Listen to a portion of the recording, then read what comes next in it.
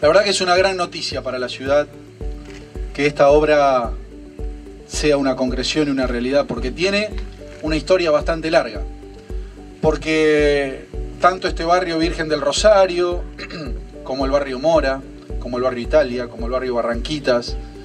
como el barrio Guillermo Lehmann, como el barrio Fasoli, todos esos barrios se fueron poblando, se fueron llenando de familias, familias trabajadoras, familias que mandan a sus chicos a la escuela y todos los días tienen que convivir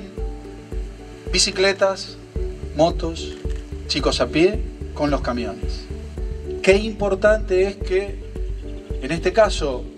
el Ejecutivo Provincial con el Ejecutivo Local nos pongamos de acuerdo para trazar y para trabajar en estas cuestiones que son vitales para la ciudad y también para la provincia. No estamos más que agradecidos por lo que hoy se está firmando y sabemos que esto es indudablemente la primera obra, seguramente de muchas obras que podremos hacer en conjunto, que son tan necesarias para la vida de la ciudad de Rafaela y que evidentemente superan ampliamente las posibilidades económicas que nosotros tenemos como municipio. Esta obra, que la conversamos en su momento el año pasado, cuando yo venía todavía en campaña, la habíamos conversado con el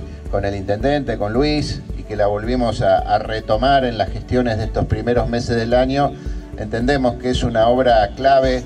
como él lo explicaba muy bien, para mejorar la vida y la seguridad de todos estos barrios, para evitar el tránsito de camiones, para facilitar también el movimiento de las cargas por la ciudad de Rafaela, para darle más seguridad al tránsito.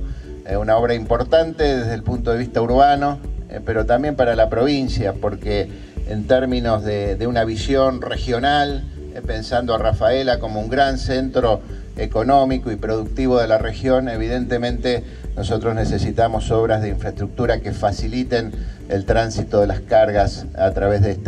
este gran polo de desarrollo que es Rafaela y la región. Pasión por hacer, pasión por Rafaela. Intendencia Municipal, Ciudad de Rafaela.